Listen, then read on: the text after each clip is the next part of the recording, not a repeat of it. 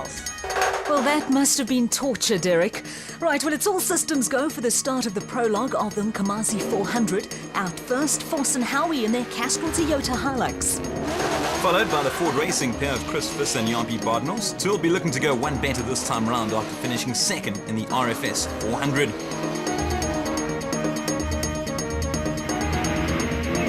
The RFS BMW pair of Christian de Plooy and Henk Janse van Vieren will certainly want to improve from their last outing, where they were in contention before breaking the suspension kilometers from the end. And that left turn just too tight for them, forcing them to stall. Yes, this terrain proving to be tricky, and in stark contrast to what they encountered last month. We're back with Visser and Badenhorst, and they look to be held up somewhat behind Foss and Howie.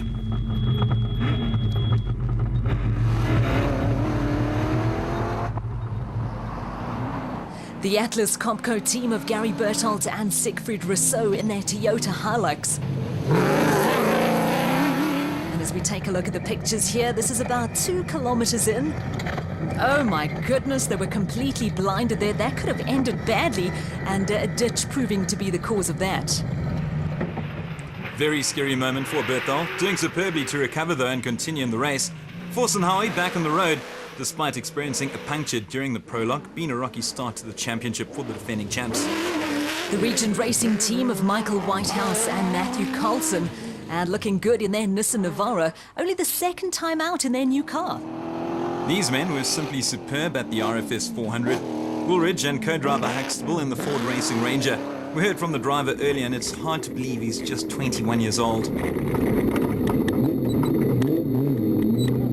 Oh, and we have a mistake there from the championship leaders. Wrong slotting at the turn and going right instead of left, but it doesn't appear to be any major harm done.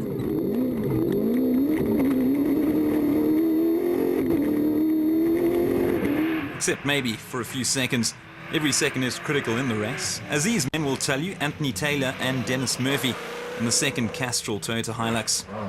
Well, it's proving to be a very tough day for the Regent Racing pair of Thomas Rundle and Joan Moore, who lost the clutch on the Navara at the start. As if this race wasn't hard enough, now the two have to compete without the services of a clutch, which could prove to be a severely problematic and time-consuming experience. Well, it looks as if they've wrong slotted here and need to turn around. This is where the clutch problem comes into effect. It's a case of cutting the motor before putting it into reverse. A nightmare for any driver.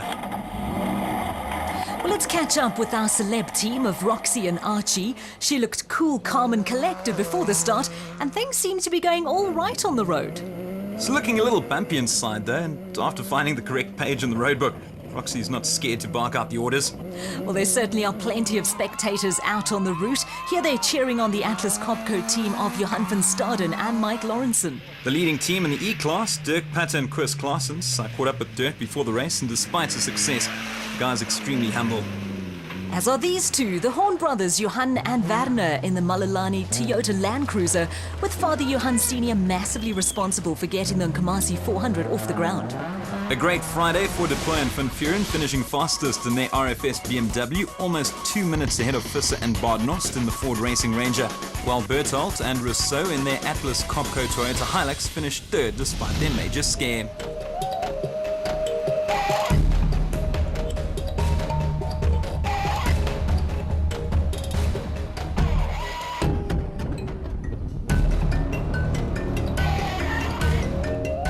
Well, from productions to specials, and the RFS 400 in Magaliesburg saw a maiden win for the Dirt Sport Components Porter team of Clint Gibson and Gary Campbell. And there's no doubt that they'll be looking for more of the same in the beautiful surrounds of Malelani. It's been a great start to the year. We just need to keep the momentum, keep our heads, and if we can bring it home on the podium every race, yeah, we have a good chance. We're very excited. We're optimistic that we're going to do well this year. The last 2 years have been a long road, obviously preparing the car and getting to the standard that we want. We feel we're there now. And now, in terms of momentum, you guys have the victory. You are in front now. What's the pressure like? And is it a position that you're comfortable with, being number one and being the guys to catch to? I'm comfortable, hey, I'm relaxed. We've been doing the sport a long time. It's if you panic in the sport, you make mistakes. If you're calm, cool, collective, you seem to do a lot better. So yeah, I'm happy where we are. I'm not stressed. First out, reigning champions Evan Hutchison and Donnie Stassen from Motorrad Racing in the Bat Venom.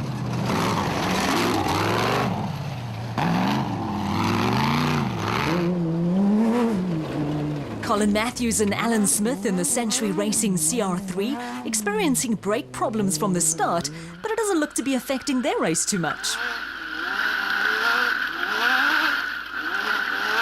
Now, Leanne, these two are known to set up a good prologue. Let's see if history repeats itself. Back with Hutchison and Stassen, a tricky area this, as the road does fork. Luckily, they took the correct route. The elegant fuel team of Herman and Richard Silvalt in the Porter having some trouble with the terrain though. All eyes on the championship leaders, Gibson and Campbell, finding things a lot tougher this time round. The Dirt Sport Components pair impressing all at their performance at the RFS 400, proving to be definite title contenders. And there's Gary's brother Glenn with Clint Brook. Stepping up from the Northern Regions Championship, Philip de Vries and Johan Viljoen in the nicely turned out Conqueror Porter. Nick and Ryan Harper in another Motorrad Racing Bat Venom, finding the route very tight. As mentioned before, very different from the Galisberg. We're on board now with Marius and Jolinda Fourie in the PHB Bat Spec 4 and looking a little unsure at the turn there, but opting to go right. Is that a car up ahead heading their way? It is. That's the last thing you want to see out on the route. The Harper's wrong slotting and Faurie's following suit. Matthews and Smith then the quickest in the prologue, finishing in a time of 1:03.33, just over a minute and a half ahead of Hutchison and Stassen, while the Silvalts finished in third place. With the prologue done and dusted, the drivers and navigators were able to rest ahead of the big day, race day. Early Saturday morning in Mpumalanga, it may be overcast, but that takes nothing away from the beautiful surroundings the teams find themselves in. Some final checks and touch-ups to the vehicles, and no doubt Friday's action saw plenty of damage inflicted to the cars. RFS duo Deploy and Janse van Vieren will be the happiest of the lot, starting from pole position, so to speak.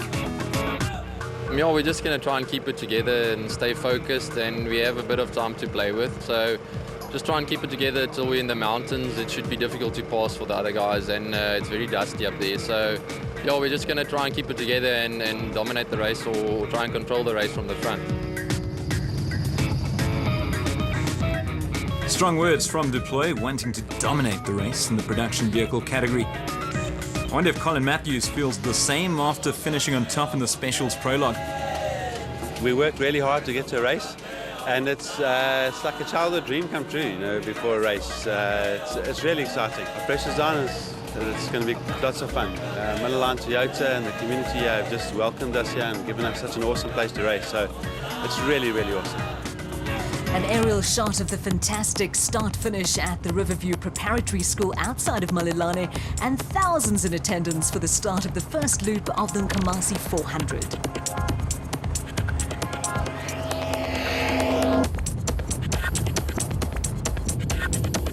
And off goes